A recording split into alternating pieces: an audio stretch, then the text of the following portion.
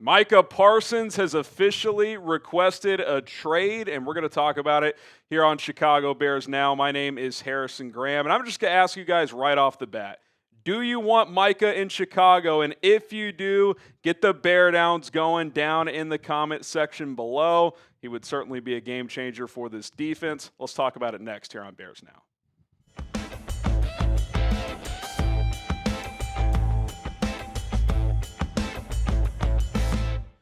Here's part of the statement Micah made in a Twitter post. He said, "Yes, I wanted to be here. I did everything I could to show that I wanted to be a Cowboy and wear the star on my helmet. I wanted to play in front of the best fan base in sports and make this America's team once again. The team my pops and I grew up cheering for all the way up in Harrisburg, Pennsylvania. Unfortunately, I no longer want to be here. I have made a tough decision that I no longer want to play for the Dallas Cowboys. My trade request has been submitted to Stephen Jones personally." That's a pretty to-the-point statement. He had a bunch of other stuff in there as well, explaining his decision, the agent involvement, and all of that. But when you say you no longer want to be there and that you told Steven personally, that's a pretty strong statement. Now, Myles Garrett was pretty adamant he wanted out of Cleveland, and then they offered him $40 million per year. So if the Cowboys change their mind and make Micah the highest non-paid QB in NFL history, I'm sure he'd come back to the table. But that's really the only thing that's going to salvage this at this point in time. And from a Bears standpoint, a guy like this could change a lot for your franchise. I mean, he gives you 13 to 15 sacks a year. Even last year, 12 sacks in only 13 games when he missed 4 games. I love Montez Sweat, but he's not a true number one dominant edge rusher. Micah Parsons is. He's one of the best pass rushers. He's improved every year as a run defender. You can drop him into coverage if you need to, and he's only 26 years old. He's a very, very good player. And look, as the market went up, Micah wants more money. His agent is not going to take a discount, and I think that's where things have gone south here, because in the spring it sounded like things were going well, but when TJ gets 41, Myles gets 40, even if the Cowboys are going to say, we think those players are better than you, well, Micah's 4 years younger as well. So that's kind of a pitch that he and his camp can make. And we've talked about the edge position a lot this offseason. I like Montez Sweat. Pretty good player. Did not have a good year last year, but I think he'll bounce back. But even if he does, he's not Micah Parsons. Dio Adengbo, that's somewhat of a projection. You're hoping he can continue to elevate as a player. No chance he's Micah Parsons.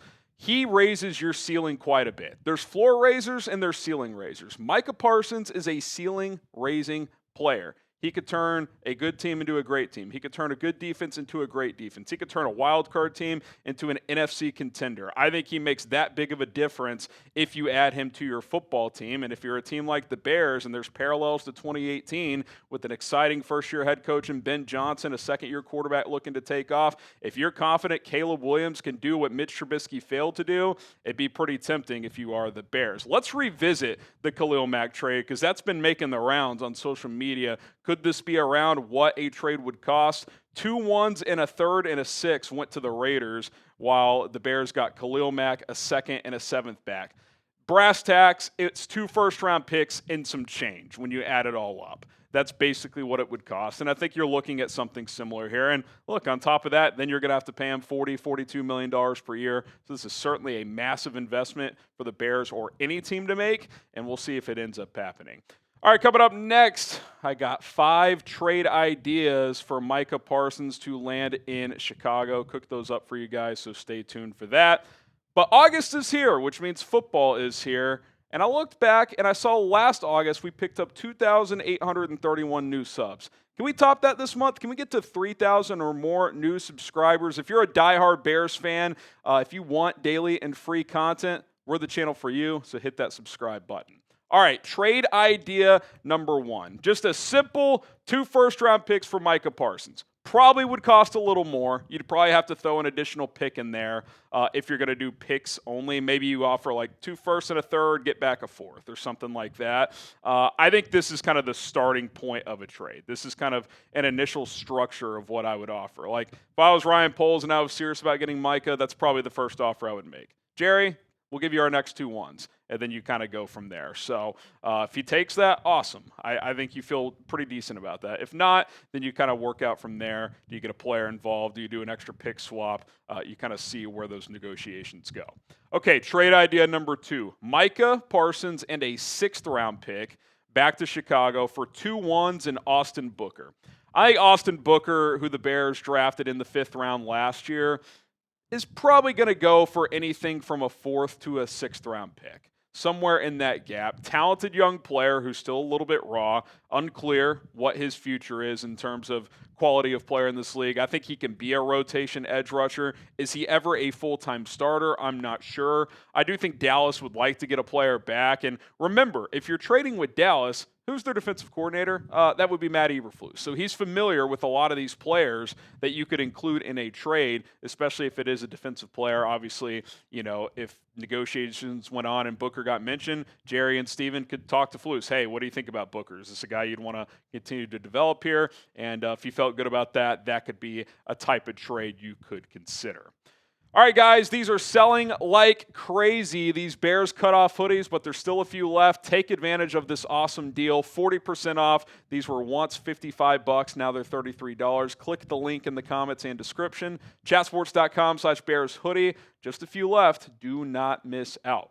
Okay, trade idea number 3. Micah in a 2027 5th-round pick to the Bears for Dayo Adengbo, who you just signed, meaning you would trade a player that played 0 downs for you, a 1st-round pick this year and a 2nd-round pick next year. The initial trade 2 ones. What is Dayo Adengbo at $16 million per year worth? Is that like a middle-round pick? That would be my guess. 3rd, maybe 4th. So a 1, a 2, and Dayo Adengbo, does that add up? I think that could work. I don't know if I'd do 2 ones in Dayo, but if it's a 1st and a 2nd, especially if it's in back-to-back drafts so you don't lose too much capital in one draft, I think I would do that. And I actually looked up, because typically when you sign a player to a new contract, especially a notable one, 3 for $48, trading them that first year before they even play is pretty difficult, but with it being a post-June 1st designation, you actually would save $3.5 million this year, eat 4.5, so that's not terrible. Next year, you'd save 16, eat 4.5, and then you would save 15 in the last year and eat 4.5. So you'd eat $13 million, but over 3 years, that's not that severe of a penalty. And so if you're going to have to pay Micah Parsons 42, and especially in 2026, you're saving 16, it's kind of a net 26. That's not too bad because Micah Parsons is a notable upgrade from Dayo Adengbo, who I think is a good player, who I think is going to be solid here.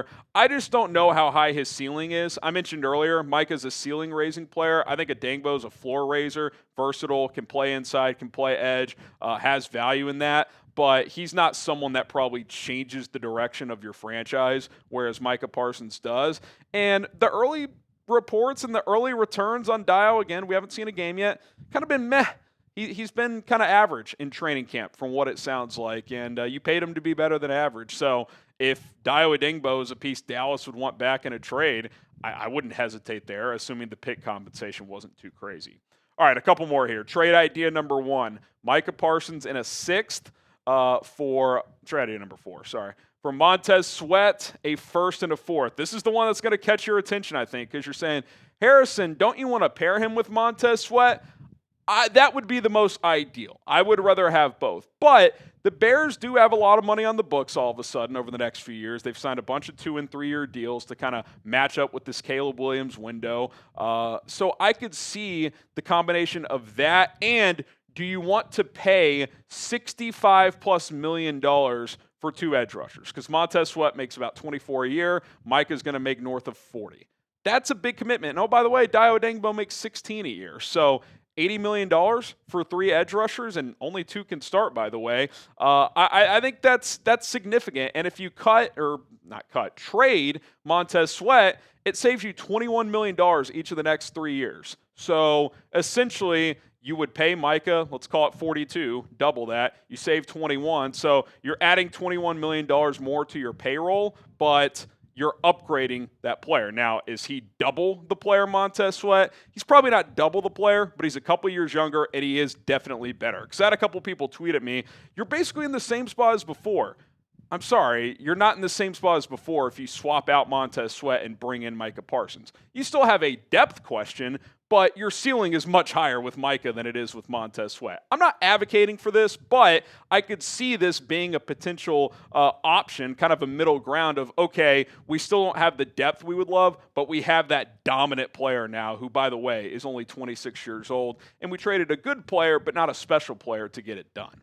Okay, trade idea number 5. How about Tremaine Edmonds? Could be his last year in Chicago anyway, depending on how he performs. Dallas does not have a middle linebacker that of note. I think Kenneth Murray is who they signed. Overshown is hurt right now. They're weak side guys, so they're pretty thin there right now. So Tremaine Edmonds, a first and a third. I think Edmonds, he makes $17, $18 million per year. He's probably worth a middle round pick. So maybe it's like a 1 and a 3 and a 4. In terms of adding it up, if you took Edmonds out of it for Micah Parsons, is that enough? Does that get that done? This would probably depend on how much Matt Eberflus values Tremaine Edmonds. And if you trade Edmonds, kind of like Montez Sweat, you save $15 million each of the next 2 years. So again, I do wonder if the Bears were to swim in these waters for Micah Parsons, would they want to unload one of their bigger contracts to do it? Because it kind of softens the blow of having to pay this guy $40+ million per year. Like that's not an easy contract. It's tough to send major draft assets and make him the highest paid player outside of quarterbacks in NFL history. Like that's a lot you're giving up, and you got to feel pretty damn good about things. Now, if you trade Edmonds, there's some questions at linebacker. We all think TJ Edwards is a good player, so you feel good about that. Is Ruben Hippolyte, the rookie draft pick, ready to be a full-time starter? Or do you go sign a cheap vet? Do you sign someone who gets cut and sent on waivers before week 1? Because there's always surprise cuts. There's always guys. I will say this. Linebacker is one of those positions you can always plug and play. You can always find guys off the street. It's kind of like running back. Sure, they're not going to be Saquon Barkley, but you can find someone who can come in and just do the job. You could do that at linebacker, and TJ's a pro's pro. Find in just middle-of-the-road vet you can get by this year, and maybe that becomes a priority position you target in free agency or in the draft next offseason. And the returns on Hippolyte have been pretty good since the springtime, so maybe they would feel good enough there. Okay, out of these 3 players I mentioned in trades, which one would you most want to trade for Micah Parsons? In a trade for Micah. It's obviously not going to be a 1-for-1. Type DO for Dio Adengbo, MS for Montez Sweat, or TE for Tremaine Edmonds. Let us know. And just my final thoughts, and I kind of mentioned it earlier, the mistake Ryan Pace made in 2018 when he traded for Khalil Mack at a very similar time, paid him huge money, which is what the Bears would do here if they pulled the trigger here, is Mitch Trubisky was not the guy. They thought he was. I think Caleb Williams is a lot better and a lot more talented than Mitch Trubisky, but you still need to feel really good about him. You got to think he's at least a top 10 quarterback for years to come. Maybe not right away this year, but starting next year and moving forward, he's a top 10 quarterback in the NFL, because once Mitch regressed after that 2018 season, it kind of made that trade null and void because the offense wasn't good enough to compete with the best teams in the NFL. You need to think that it is going to be good enough this time around. And with Caleb, with Ben Johnson, DJ, Rome, Luther Burden, there's a lot of talent there. Offensive line much improved, but you have to be pretty damn sure. So that would be the potential holdback from the Chicago Bears if they're not quite ready to pull the trigger. All right, guys, that's going to do it for this episode of Chicago Bears Now. Thanks for tuning in. We'll see what happens with Micah Parsons. We'll be monitoring it here on this show. So be sure to subscribe, and we'll see you next time.